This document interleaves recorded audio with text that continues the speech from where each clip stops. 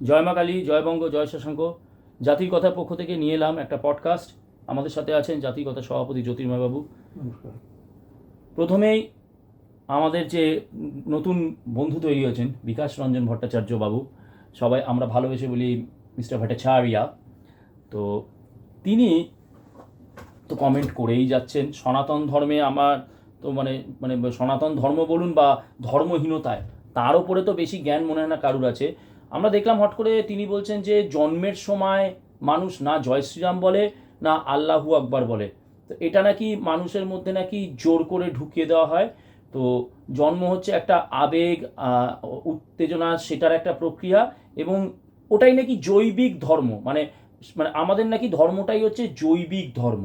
তো এটা সম্বন্ধে আপনি কি ভাবছেন? বিকাশ রঞ্জন ভট্টাচার্য উকিল, তো সেই জন্য উনি সব জায়গাতে উকিলি বিদ্যা ব্যবহার করার চেষ্টা করেন। মানে কিন্তু সর্বত্র কিন্তু উকিলি বিদ্যা ওইগুলো জজ সাহেবদের সঙ্গে চলতে পারে, কিন্তু ওই উকিলি বিদ্যাটা সব জায়গায় কিন্তু চলে না। ওনার জানা উচিত যে বাপেরও কিন্তু বাপ থাকে, আর বাপেরও যদি বাপ না থাকতো তাহলে বাপেরও জন্ম হতো না, আপনারও জন্ম হতো না, আমারও জন্ম হতো না। তা আপনি যে কথাটা বলেছেন একদম সঠিক কথা বলেছেন। জন্মের সময় কেউ জয় শ্রীরামও বলে না, কেউ আল্লাহু আকবরও বলে না, বা কেউ ওই যিশু খ্রিস্টের এও করে না, বা এটসেট্রা এটসেট্রা যা আছে।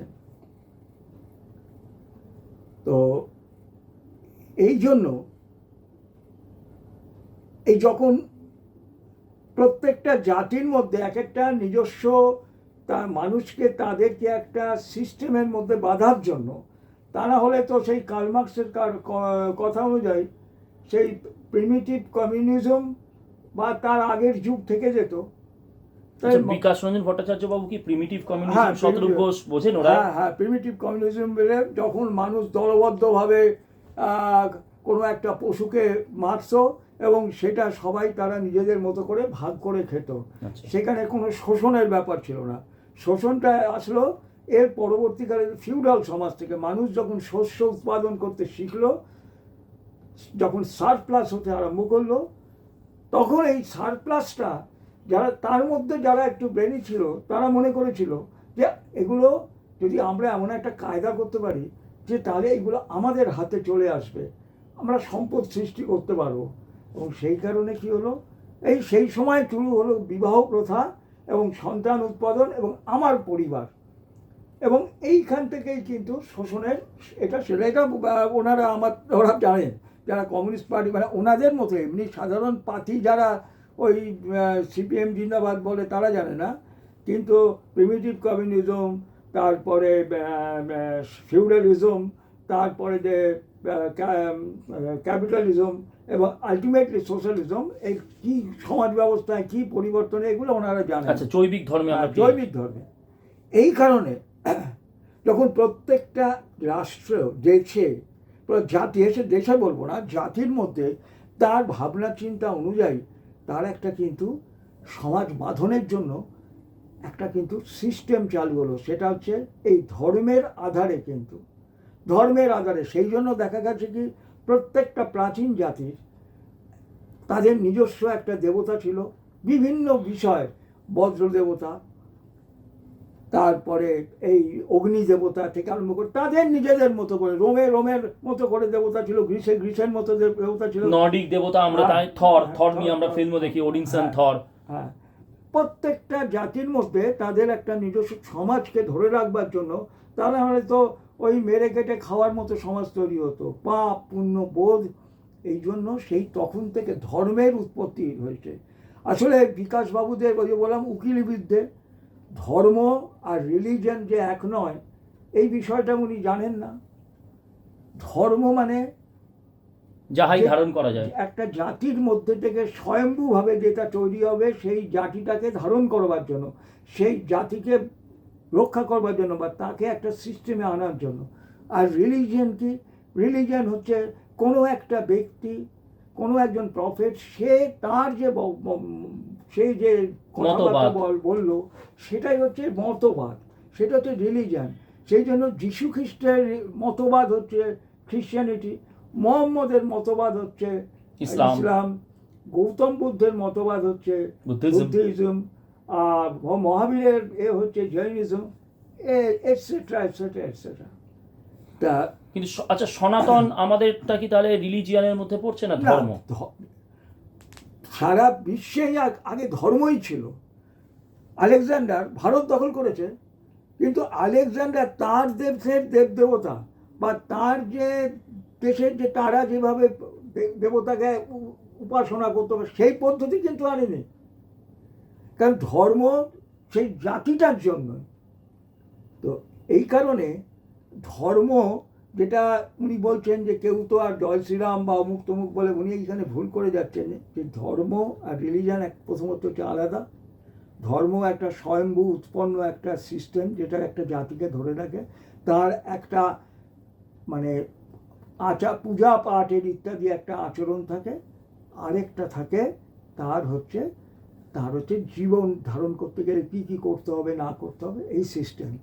কিন্তু বিকাশবাবু, আমি আপনাকে প্রশ্ন করছি যে আপনি তো বলছেন কেউ রামও বলে না, কেউ মোহাম্মদও বলে না, কেউ এটসেট্রা এটসেট্রা জন্মের সময়। তাহলে ভারতবর্ষে যখন এই যে মুসলিম রিলিজিয়ান আইন, মানে যেটা হচ্ছে তালাক বা পলিগামি, এর বিরুদ্ধে মোদী সরকার আইন আনতে গেছিল, তো তখন আপনারা এটার প্রতিবাদ করেছিলেন কেন? আপনাদের তো প্রতিবাদ করা উচিত হয়নি কেন? না, মানুষের তো কোনো মানে রামও বলেনি, এও বলেনি, তাহলে একটা মানুষ 4টে বিয়ে করবে, তালাক 3বার, কি একটা তালাক বললে তার বইয়ের সঙ্গে তার বিচ্ছিন্নতা হয়ে যাবে, নিকাহ হালালা, এবং তারপরে যদি আবার তাকে ফিরিয়ে আনতে হয়, তাহলে কোনো একজন মৌলবীর সঙ্গে তাকে শুতে হবে, বিছানায় শুতে হবে, এবং সেই অপকর্ম করতে হবে, তারপরে তাকে আবার 3 তালাক দেওয়ার পরে সে আবার তাকে গ্রহণ করতে হবে। এর বিরুদ্ধে যখন আইন এসেছিল, তো তখন তো আপনারা কেন বিরোধিতা করছেন? এটাও তো এক প্রকার নারীর ওপরেই অত্যাচার, আমি দেখি অদ্ভুত ব্যাপার। আমি ওইটায় পরে যাচ্ছি, ওই বিষয়টায় পরে যাচ্ছি। তাহলে যখন ধর্মই এই মানে কোনো ওই রাম বা রহিম কিছু নেই, তাহলে তো এই সিস্টেমই, এটা তো বিরোধিতা করার কিছু ছিল না আপনাদের, কারণ রামও নেই, রহিমও নেই। এটা একটা এক্সপ্লয়টেশনের বিরুদ্ধে, নারীকে এক্সপ্লয়টেশনের বিরুদ্ধে, এটা একটা আইন। হ্যাঁ, এটা তো একটা জৈবিক, আপনি যেটা বলছেন জৈবিক ধর্ম, এটা তো একটা জৈবিক ধর্মটার যে অপব্যবহার হচ্ছিল একটা কমিউনিটি, জৈবিক অপব্যবহার হচ্ছিল, সেই জন্যই তার বিরুদ্ধে একটা ছিল। তাহলে আপনাদের এটা সাপোর্ট করা উচিত ছিল। তাহলে ইউনিফর্ম সিভিল কোডের বিরুদ্ধেও তো কেন তারা করছে? তাহলে ধর্ম ইয়ে তো নেই, জৈবিক। হ্যাঁ, তাহলে সেই জন্য বলছি যে তাহলে তো আপনারা বলছেন যে কোনো যখন নেই জৈবিক ধর্ম, তাহলে এইগুলো তো জৈবিক ধর্ম বিরুদ্ধে। ইউনিয়ন সিভিল কোড যদি হয় যে একটা মানুষ, সে একটাই মহিলা থাকবে, আমি বিবাহ শব্দটা যদি ব্যবহার না করি, একটা পুরুষের একটাই মহিলা থাকবে, তাহলে একটা পুরুষের কেন 4টে মহিলা থাকবে? আর একটা পুরুষের যদি 4টে মহিলা থাকতে পারে, তাহলে একটা মহিলার কেন 4টে পুরুষ থাকবে না? আপনি আর সঙ্গে সঙ্গে ওই মহাভারতের কুন্তির কথা তুলে দেবেন, দ্রৌপদীর কথা জানি। এই জন্য হিন্দু ধর্ম যেটাকে বলা হচ্ছে, হিন্দুরা কিন্তু এই জিনিসটা ফিল করতে পেরেছিল। সেই জন্য দেখবেন যে জন্মায়, সে জন্মের পরেই হিন্দু, কাউকে কিন্তু হিন্দু করতে হয় না, হিন্দু কাউকে বানাতে হয় না, কিন্তু জন্মের পরে কেউ মুসলমান হয় না। তারপরে তার যখন 5 বছর কি 6 বছর বয়স হয়, তখন তাকে সুন্নত করে। এক্স্যাক্টলি। তাহলে জৈবিক যদি ধর্ম হয়, তাহলে জৈবিক ধর্ম আল্লাহু আকবার বলছে না, তাহলে সুন্নাত কেন করতে হচ্ছে? হ্যাঁ, এটাই তো বলছি আমি। তাহলে যখন জৈবিক ধর্ম, হিন্দুরা তো ওই জৈবিক ধর্মটাকেই মেনে নিয়েছে, সেজন্য তারা তো মানে ধরেই নেয় জন্মের পরেই সে হিন্দু। তাহলে কেন তাকে সুন্নত করা হচ্ছে এবং অন্যান্য আচার মাধ্যমে মুসলমান করা হচ্ছে? আপনারা তো বলছেন না তাদেরকে জৈবিক ধর্ম। আবার খ্রিশ্চানরাও কিন্তু জন্মের পরে খ্রিশ্চান হচ্ছে না। একটা খ্রিশ্চান পরিবারে তাকে যতক্ষণ না ব্যাপটাইজড করা হচ্ছে ওদের পদ্ধতি অনুযায়ী, খ্রিশ্চান নাম একটা দিতে হবে, ততক্ষণ পর্যন্ত সে তো খ্রিশ্চান হচ্ছে না। কই আপনারা তো এটা প্রতিবাদ করছেন না, যে না ভাবনার বিষয়, এটা যে জৈবিক ধর্ম মানুষের, যে বললাম আপনি উকিলি বিদ্যাটা খুব ভালো, যখন জাজের সঙ্গে ডিবেট করে আপনি এটাকে সেই পদ্ধতিতে আনতে গেছিলেন, কিন্তু আপনি ভুলে যাচ্ছেন যে বাপেরও বাপ থাকে, আর বাপের বাপ থাকে বলেই আপনি আজকে জন্মেছেন, আমিও আজকে জন্মেছি।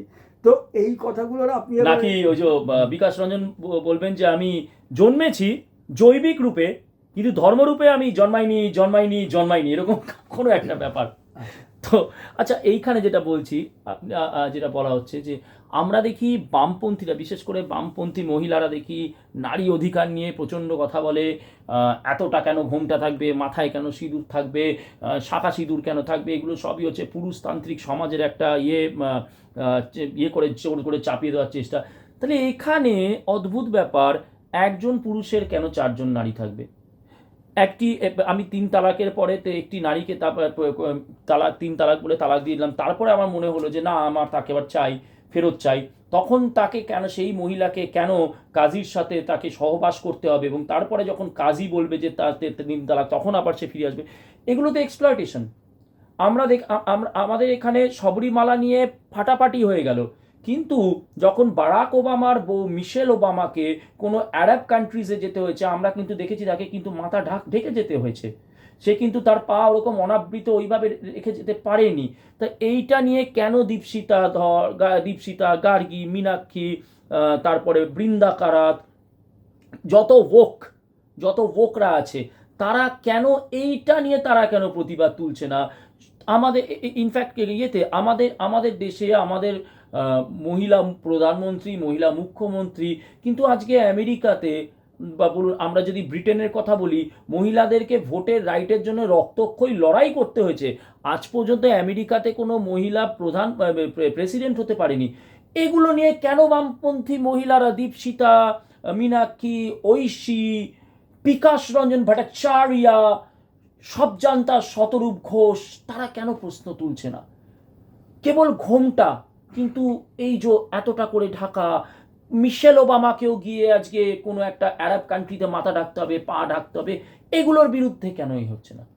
আচ্ছা, এই দীপশিকা এটসেট্রা যারা, দীপশিতা আবার না বলতে পারলে কিন্তু আবার ওর নারীত্বর ব্যাপারে আপনার দীপশিতা এটসেট্রা, এই যে মহিলারা, সিপিএম এর মহিলাদের বলছি, বামপন্থী মহিলাদের বলছি, আপনার বাবা যদি অনেক সম্পত্তি থাকে, আপনার বাবা যদি ধরুন কথায় বলছি, আপনার বাবা মা মারা গেছে, তা আপনার ভাই সব সম্পত্তি নিয়ে নিচ্ছে, আপনি সম্পত্তির ভাগ নেবেন না? বা আপনার ভাই যদি না দেয়, আপনি কোর্টে যাবেন না যে আমার সমান অধিকার? আপনি যাবেন কি? যাবেন তো, অবশ্যই যাবেন, নারীর ন্যায্য অধিকারের দাবিতে।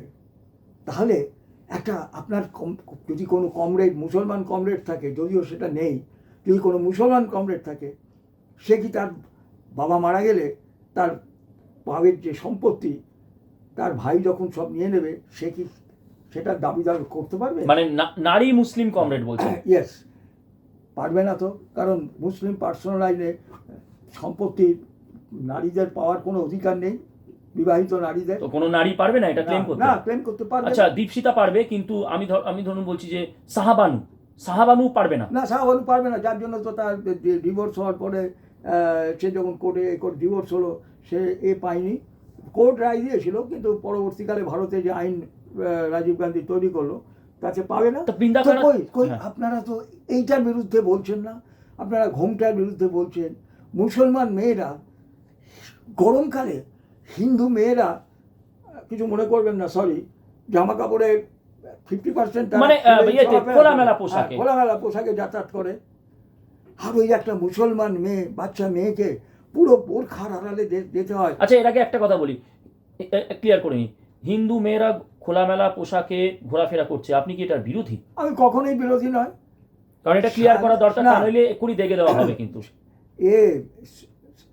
সেক্স অনুযায়ী যে সরকারের যে নিয়ম আছে, যে শরীরের কোন কোন অংশ দেখাতে পারবে না, সেইটুকু বাদ দিয়ে যদি কেউ বেরোয় তাহলে বেরোবে, আমার এই নিয়ে কোনো আপত্তি নেই, আমার এই নিয়ে কোনো অথচ আপত্তি নেই। আমরাই দেখেছিলাম যখন দীপা বর্মন আমাদের ইয়ে থেকে অলিম্পিকে গেছিল দীপা বর্মন, তখন দীপা বর্মনের যে কস্টিউম, যে জিমন্যাস্টিক্সের কস্টিউম পরে, সেখানে একজন বাংলাদেশি দীপা বর্মনের প্রাইভেট পার্টটাকে এরকম করে গোল করে বলেছিল এ মা কি অসভ্য এরকম জামা কাপড় পরে। অথচ তখন কিন্তু এই বামপন্থীরা কিন্তু সেই যে যে বাংলাদেশি যে মানে জেহাদি বলবো, যে দীপা বর্মনের একটা গোপনাঙ্গের ওখানে ইয়ে করে বলেছিল যে এসব কি অসভ্য ড্রেস পরে, কেন তারা বলে না? আচ্ছা, আমি আসছি। তাহলে এই যে কি দীপশিখা, ঐশী, গার্গী, মীনাক্ষী, এরা কেন বলছে না যে কেন ওই মেয়েটা এই প্রচণ্ড গরমে, তার তো সানস্ট্রোক হিটস্ট্রোক হয়ে যেতে পারে, তাহলে এই গরমে কেন বোরখা পরে বেরোবে? যদি তাদের মাথায় সিঁদুর, হাতে শাখা, এখন তো বোধহয় কপালে বিন্দি দিলেও আপত্তি আসছে, এটসেট্রা এটসেট্রা, পুরুষতান্ত্রিক ব্যাপার, তাহলে কেন এইগুলো তারা বিরোধিতা করছে? কিন্তু তখন তারা বলছে যে কে কি পড়বে, কে কি পড়বে তার ব্যক্তিগত ব্যাপার। এইটাই হচ্ছে কমিউনিস্টরা চিরকাল এই বদমাইশি করে গেছে, এবং আমার খুব কষ্ট লাগে যে এই নামধারী যে মেয়েগুলো আছে, এরা সবাই কিন্তু খুব ট্যালেন্টেড মেয়ে। এরা তাদের জীবনটা ওই একটা ভুল যারা মানে যেরকম মগজ ধোলাই, তাদেরকে পুরোপুরি মগজ ধোলাই করে দেওয়া হয়েছে। তারা মানে ডুয়েল থিঙ্কিং করতে পারে না, অর্থাৎ তাদের যে সমুদ্রে যে জাহাজের গতিটা একই দিকে চলে, ডুয়াল থিঙ্কিং তাদের মধ্যে আছে না। কেন? এই মার্ক্সবাদের এই ঢুকে তাদের মধ্যে, এবং তাদের জীবনগুলোকে নষ্ট করে। আচ্ছা, ওনারা তো ইলামিত্রই তো, ইলামিত্রর করুণ পরিণতি দেখেছিলেন। তিনি বলেছিলেন যে আমি পূর্ব পাকিস্তান, খুব সম্ভবত পূর্ব পাকিস্তান থেকে ফিরবো না। তাকে মানে কিভাবে মানে ধর্ষণ করে সেই গোপনাঙ্গে, মানে সেই ডিম থেরাপি বলে, যেটা বলে ওরা, দেখবেন বাংলাদেশিরা বলে ডিম তলে ডিম ঢুকাই দিমু, ক্ষমা করবেন আজকে এগুলো বলতে বাধ্য হচ্ছি। তো সেই রকম আমরা জানি এই অত্যাচার হয়েছে ইলামিত্রের ওপরে। তারপরেও কি করে এই বৃন্দা কারাতরা কি করে বলছে যে হিন্দু নারীরা মাথায় সিঁদুর পরলে সেটা পেট্রিয়ার্কাল একটা অ্যাগ্রেশন, কিন্তু বোরখা হিজাব পরলে কি করব, বা মিশেল ওবামাকে মাথায় যখন ঢেকে কোনো মুসলিম দেশে যেতে হয়েছে তখন বলছে তাদের দেশের এটা আইন। এগুলো কি, এগুলো তো পুরো মানে আমি কনফিউজ হয়ে যাচ্ছি। ইলামিত্র নমস্য, আমার কাছে নমস্য। কেন? যখন আমি কমিউনিস্ট পার্টি করতাম, সিপিআই, ইলাদির সঙ্গে আমার ব্যক্তিগত পরিচয় ছিল। অত্যন্ত সম্মানীয় একজন মহিলা। উনি ওনার থিওরি অনুযায়ী মনে করেছিলেন যে দেশভাগ, আমরা হচ্ছে শ্রমজীবী, আমরা এই যে হিন্দু মুসলমানের ভিত্তিতে এরা সাম্রাজ্যবাদী এবং বুর্জোয়ারা মিলে যে এই যে দেশকে ভাগ করলো, শ্রমজীবী মানুষের কোনো ভাগ হয় না। শ্রমজীবী মানুষ হচ্ছে এক, শৃঙ্খল ছাড়া হারাবার কোথাও তা কিছু নেই। তাই আমি এই পূর্ব পাকিস্তান থেকে আসবো না। আমি ওনার মতো আরও অনেকে ছিলেন, মণিসিংহ ছিলেন, মণিসিংহ লুকিয়ে ছিলেন, এবং সেই সময় কমিউনিস্ট পার্টি যিনি সেক্রেটারি ছিলেন তিনি হিন্দু ছিলেন, বাংলাদেশ পাকিস্তানের কমিউনিস্ট পার্টি, তিনি পূর্ব পাকিস্তানে, তিনি মুসলমান নাম নিয়ে ওখানে কাজ করতেন। তো আচ্ছা, অনেক দর্শক, আমি একটু সরি মাঝখানে ইন্টারাপ্ট করছি আজকে মাঝে, দর্শক বন্ধুরা অনেকেই পূর্ণিমা শীলের ঘটনাটা জানে, ইলামিত্রকে কিভাবে অত্যাচার করা হয়েছিল আপনি একটু বলুন, জানা দরকার। দীপশিতা ঐশীদেরও জানা দরকার এটা। দীপশিতা ঐশীদেরকে পারলে ট্যাগ করবেন, মীনাক্ষী এদের ট্যাগ করবেন। ইলামিত্রর সাথে অত্যাচারটা আপনি এক্সপ্লিসিটলি বলুন। ক্ষমা চাইছি যে আমরা আজকে একটু এক্সপ্লিসিট আলোচনা করছি। ইলামিত্র খুব ভালো একজন অ্যাথলেট ছিলেন সেই যুগে, এবং ইউনিভার্সিটিতে পড়াশুনো করতেন। পরবর্তীকালে এখানে লেকচারারও হয়েছিলেন এসে। আমার অত্যন্ত শ্রদ্ধা হয়ে আমার সঙ্গে আমার ব্যক্তিগতভাবে খুব ভালো পরিচয় ছিল, এবং ইন্দো সোভিয়েত কালচারাল সোসাইটির ইস্কাচের বহু মিটিংয়ে আমি ওনাকে নিয়েও গেছি এক সময়, 80-র দশকে, 70-80-র দশকে। তো এখন যেটা বলতে চাইছি, ইলামিত্র আসেননি। তার পরবর্তীকালে কি হলো, ওখানে পূর্ব পাকিস্তান থেকে আসেননি। এই কারণে আসেনি, আমরা শ্রমজীবী মানুষ, আমাদের কাছে কোনো জাত ধর্ম কিছু হয় না। ওই বিকাশ রঞ্জন ভট্টাচার্য থিওরি, জৈবিক ধর্ম আমাদের, জৈবিক ধর্ম। কাজে আমি পূর্ব পাকিস্তান থেকে অন্য কমিউনিস্টদের মতো কিন্তু পালিয়ে আসিনি। ঐত্যা পুরাইয়া এখানে হ্যাঁ, আইসা হ্যাঁ। সেকুলার হন নাই। তিনি কিন্তু থেকে গেছিলেন এবং ওখানে উনি কিন্তু ওই কমিউনিস্ট মুভমেন্টের মধ্যেই ছিলেন। যেহেতু পাকিস্তানে তখন, যদিও পাকিস্তান সৃষ্টির পেছনে তখনকার দিনের ওই যে সিপিএম পার্টটা, অবিভক্ত কমিউনিস্ট পার্টির যে সিপিএম অংশটা এখন হয়েছিল, তারা পাকিস্তানের দাবি মানতে হবে তবেই দেশ স্বাধীন হবে এ করে তারা পাকিস্তান সৃষ্টিতে একটা বিরাট তাত্ত্বিক সাহায্য করেছিল জিন্নাকে। কিন্তু পাকিস্তানে কমিউনিস্ট পার্টি নিষিদ্ধ ছিল এবং ইলা মিত্র সেখানে থেকে গেছিলেন এবং কমিউনিস্ট পার্টি করার দায় প্লাস হিন্দু হওয়ার দায় ওনাকে গ্রেপ্তার করা হয়, জেলে নিক্ষেপ করা হয়, প্রচুর অত্যাচার করা হয়, এমনকি আমি জানি না তাকে ধর্ষণ পর্যন্ত করা হয় কিনা। এবং সেই অত্যাচার তার তার যৌনাঙ্গে গোপনাঙ্গে গরম ডিম পর্যন্ত ঢুকিয়ে দেওয়া হয়েছিল, বিভৎস অত্যাচার করা হয়েছিল তাকে। এগুলো কিন্তু এবং এক মিনিট শতরূপ ঘোষ, এটা কিন্তু কোনো হোয়াটসঅ্যাপ ইউনিভার্সিটি বা যে বামপন্থীরা কমেন্ট সেকশনে এসে বলে হোয়াটসঅ্যাপ ইউনিভার্সিটির থিওরি, এগুলো কিন্তু হোয়াটসঅ্যাপ ইউনিভার্সিটির থিওরি নয়। তোমাদের মধ্যে অনেকেই হয়তো ইলা মিত্রকে চেনো না, তো এটা তোমাদের হোয়াটসঅ্যাপ ইউনিভার্সিটির থিওরি নয়। আর যেমন তোমরা আলিমুড ইন ইউনিভার্সিটি থিওরি বানাও, সেরকম নয়, কিন্তু এটা সত্য ঘটনা। এই ব্যাপারে আমি যে আরও সত্যি কথা বলছি, অথেন্টিক গোলাম কুদ্দুসের লেখা, গোলাম কুদ্দুস লেখা একটা কবিতা আছে মর্মস্পর্শী। সেই কবিতাটা আমার এখন আর মুখস্থ নেই এই বয়সে এসে। সেই কবিতাটা আপনারা দয়া করে বের করে পাঠ করবেন। একটা দুটো লাইন কি? না, আমার মনে নেই, একদম কিচ্ছু মনে নেই। গোলাম কুদ্দুস এই কবিতাটার নামও আমার মনে নেই। এটা আমার 24, 25, 26 বছরের বিষয়। আজ আমি 76, অনেক স্মৃতি আমার। ঠিক আছে, আমরা খুঁজে বার করে আপনার পরে নামটা দিয়ে দেব। গোলাম লেখা কমিউনিস্ট পার্টির, ওরা পেয়ে যাবে পুরোনো দিনের কমিউনিস্ট পার্টির বইতে, এবং এই কবিতাটা বহু জায়গায় পাঠ করা হতো। বিষয়টা কি কবিতাটার বিষয় হচ্ছে যে ওনাকে যে এইভাবে ধর্ষণ করা হয়েছে, ইলা মিত্রকে নিয়ে যে কবিতাটা, গোলাম কুদ্দুসের মর্মস্পর্শী কবিতা আছে, আপনারা পড়ে নেবেন। আমার কথা শুনতে হবে না, গোলাম কুদ্দুসের কথা শুনে নেবেন। তা কই, এবং তাকে উদ্ধার করেছিল কে জানেন? আজকে না, আগামীকাল 1 জানুয়ারি, এই 1 জুলাই, ও সরি, আজকেই 1 জুলাই, হ্যাঁ কালকে 31 তারিখ, আজকে 1 জুলাই। সেই বিদায়, যার আজকে জন্মদিন মৃত্যুদিন, সেই পশ্চিমবঙ্গের মুখ্যমন্ত্রী নমস্য বিধানচন্দ্র রায়, তিনি তার ব্যক্তিগত প্রভাব খাটিয়ে তিনি কিন্তু ইলা মিত্রকে এই পশ্চিমবঙ্গে এনেছিলেন। আচ্ছা, তো তখন তো মানুষের জৈবিক ধর্মটা একই থাকা উচিত ওনাদের কথা অনুযায়ী। তখন তো উনি মুসলমান হিসেবে, হিন্দু হিসেবে চিহ্নিত হয়েছে। কাজেই বিকাশ রঞ্জন ভট্টাচার্যরাও যদি সত্যিকারের জৈবিক ধর্মে বিশ্বাস করত, তাহলে পার্লামেন্টে যখন ওই তালাক এর বিরোধিতায় বিল এসেছিল, ওনারা সমর্থন করতেন।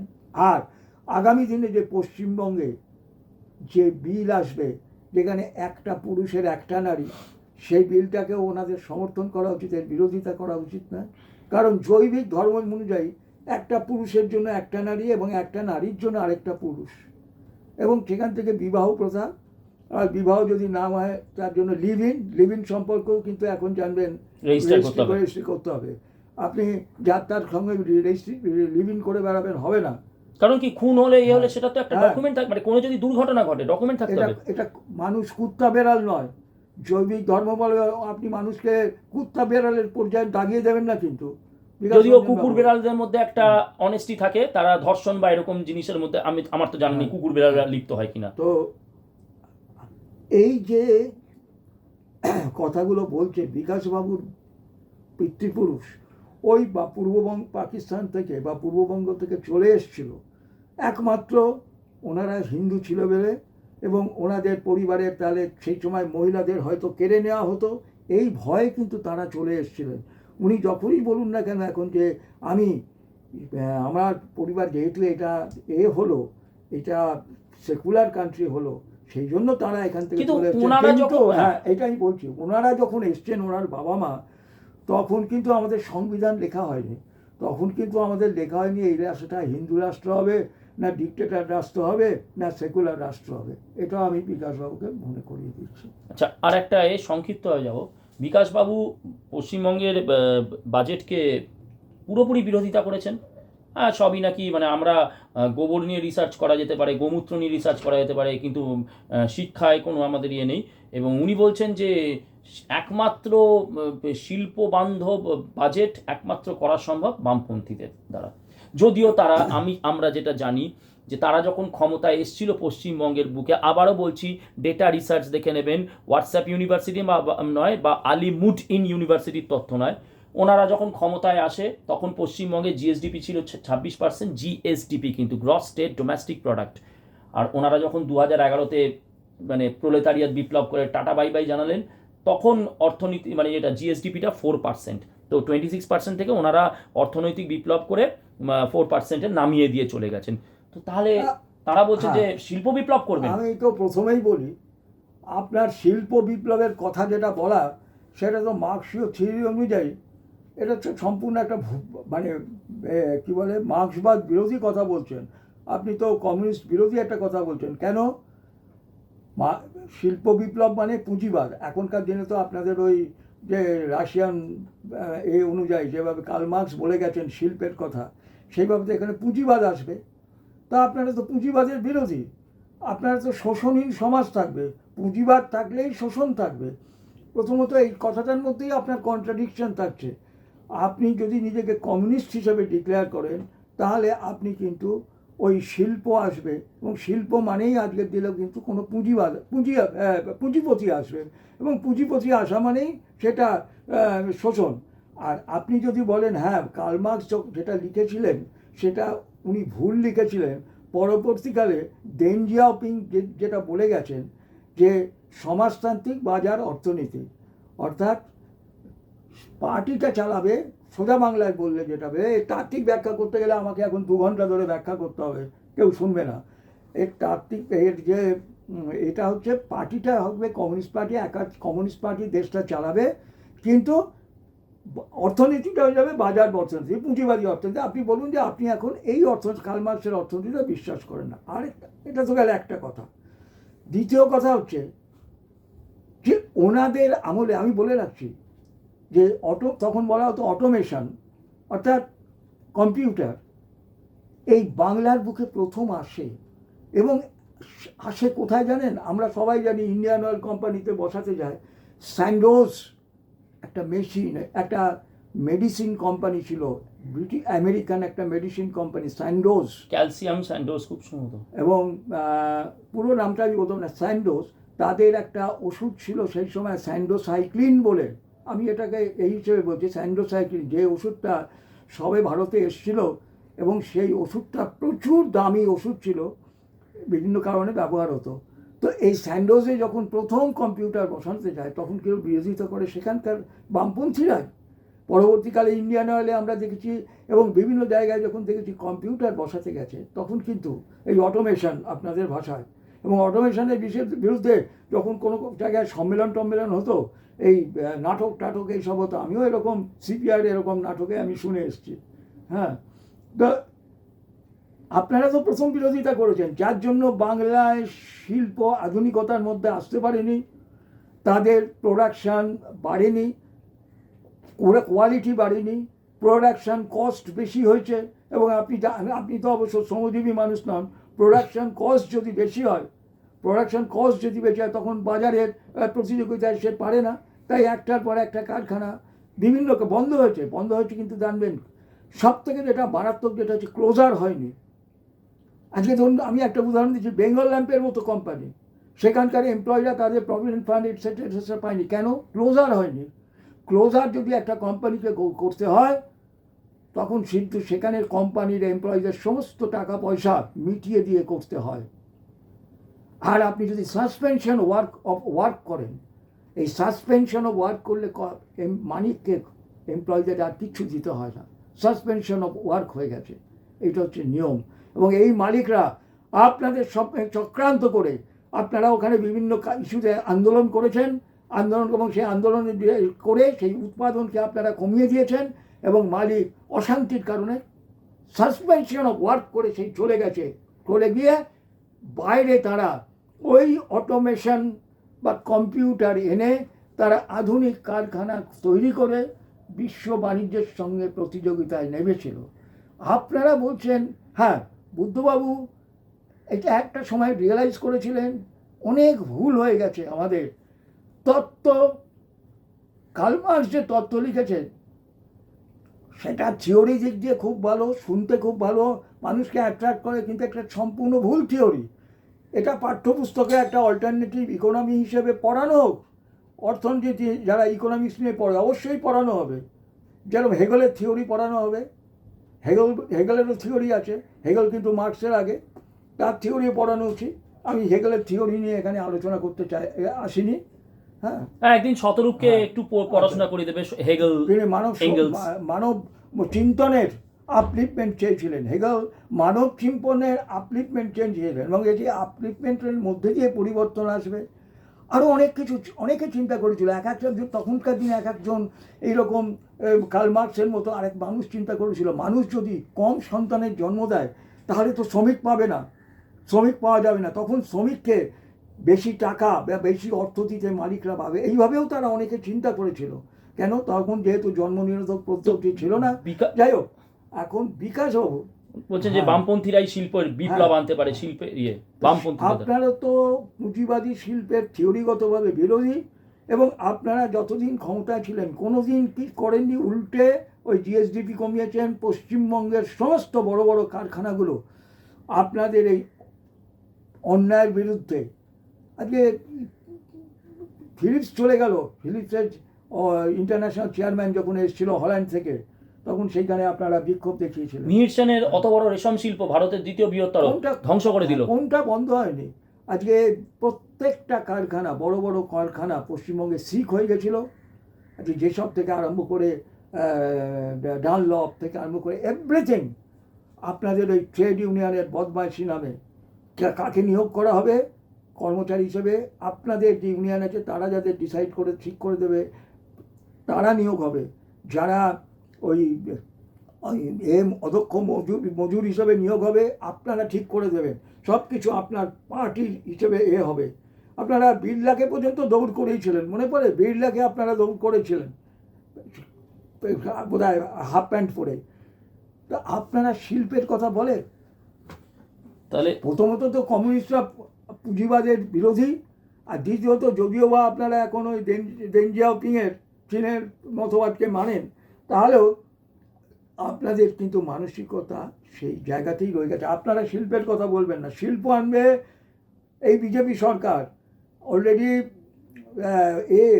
আমাদের দুধের কোম্পানি আমুল এখানে শিল্প করছে। ধর একটা আমুল একটা কি দইয়ের কারখানা করবে? আমুল হচ্ছে একটা ইন্টারন্যাশনালি ব্র্যান্ড নেম, জানবেন। কানাডা পর্যন্ত আমুল চেয়েছিল, আমুল ব্র্যান্ডটা চেয়েছিল কানাডার শিল্পপতিরা। আমুল হচ্ছে একটা ইন্টারন্যাশনাল ব্র্যান্ড নেম। আমুল যদি এখানে কারখানা করে তাহলে পুঁজিপতি ওই এদের মধ্যে, যদিও আমুল পুঁজিপতির কোম্পানি নয়, কুরিয়ান সাহেব তার একটা অদম্য এর মাধ্যমে তিনি ওই 2 টাকা 1 টাকা করে নিয়ে কোঅপারেটিভ করে তৈরি করেছিলেন। তা ওরা একটা ব্র্যান্ড নেম, সেহেতু ওটা আসলে হবে। আপনারা শিল্প করবেন না, শিল্প করবে বিজেপি সরকার, এই সরকার। অনেক ধন্যবাদ জ্যোতির্ময় বাবুকে। তো বিকাশ বাবু, আমি যেরকম অসনাতনী পোশাক পরে সনাতনের হয়ে কাজ করছি, তো আপনি তো সাধারণত আমরা যেটা দেখি যে মানে ওই পুঁজিবাদীদের যে পুঁজিবাদীদের জামা কাপড় পরেই উনি পুঁজিবাদীদের বিরুদ্ধে উনি বামপন্থী জিহাদ ঘোষণা করেছেন। দেখবেন ওনার ইন্টারভিউতে কিন্তু অধিকাংশ সময় উনি কিন্তু পুঁজিবাদী জামা কাপড় পরেন। হ্যাঁ, যে পুঁজিবাদীদের বিরুদ্ধে সেই পুঁজিবাদীদের ক্যাপিটালিস্টের ইয়েতেই জামা কাপড়, এবং আমার তো মনে হয় ব্র্যান্ডেড জামা কাপড়ই পরেন। হ্যাঁ, তো ভ্যান হিউসেন থেকে শুরু করে টার্টল, লেভাইস, যাই হোক। তো মানে তারপরে তো আমরা জানলামই জৈবিক ধর্ম নিয়ে এত চর্চা, কিন্তু যখন আমাদের ইউনিফর্ম সিভিল কোড, তারপরে ট্রিপল তালাক এর বিরুদ্ধে যায়, তখন জৈবিক বিকাশ রঞ্জনদের যে জৈবিক সেটা গ্যাস বেলুনের মতন আকাশে উড়ে যায়। তখন ওনাদের মানে সব সংখ্যালঘু যে ধর্ম, তখন সেইগুলো নিয়ে করেন। তো কনফিউশন বিকাশ রঞ্জন ভট্টাচার্য বাবুকে নিয়ে। তো উনি ভট্টাচার্য বিকাশ রঞ্জন না বিকাশ রঞ্জন ভট্টাচার্য, উনি বামপন্থী পুঁজিবাদী না পুঁজিবাদী বামপন্থী, উনি কম্প্রাডোর বুর্জোয়া নাকি ন্যাশনালিস্ট বুর্জোয়া, প্রিমিটিভ কমিউনিজম, মানে ওরে বাবারে বাবা, মাথা খারাপ হয়ে যাচ্ছে।